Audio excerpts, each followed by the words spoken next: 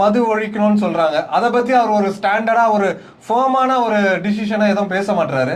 நீட்டை பத்தி ஒரு ஃபேமான டிசிஷன் எனக்கு பேசுறாரான்னு கேட்டீங்கன்னா அதுவும் இல்லை. அதெல்லாம் விட்டுட்டு அவர் வந்து அந்த போற இடத்துல என்ன பிரச்சனை கண்ணில் தெரியுதோ அதை வந்து அவர் வந்து சும்மா சும்மா அதை நெருப்புல நீச்சல் அடிக்கிற மாதிரி அவராக தான் ஒரு சினிமாலேருந்து வந்தது கிளியரா அவரோட பேச்சுல தெரியுது. எல்லாமே ஒரு மாயையிலேயே அவர் ஸ்விம் பண்ற மாதிரி தான் இருக்குது. அவர் வந்து எதை எடுத்தாலும் வந்து பார்த்தீங்கன்னா அவர் ஒரு சூப்பர் ஹீரோ மாதிரியே தான் ப்ரொஜெக்ட் பண்ணுறாரு. ஆனால் ரியாலிட்டி அது இல்லைன்றதை விஜய் வந்து புரிஞ்சுக்கணும். புரிஞ்சுக்கிட்டு அதை பற்றி பேசணும்னு நினைக்கிறேன் சார். நீங்கள் என்ன நினைக்கிறீங்க விஜயோட அரசியலோட பயணத்தை? ஏன்னா 2026 எலெக்ஷன் வந்து ரொம்ப ஒரு 8 மாதம் தான் இருக்குன்னு நினைக்கிறேன். ஸோ அதில் வந்து நீங்கள் என்ன நினைக்கிறீங்க? நான் என்ன நினைக்கிறேன்னா, இப்போது ஒரு கட்சி மீட்டிங், கட்சி ஊர்வலம் நடக்கும்போது எல்லாருக்குமே ஒரு ஆர்வம் இருக்கும்.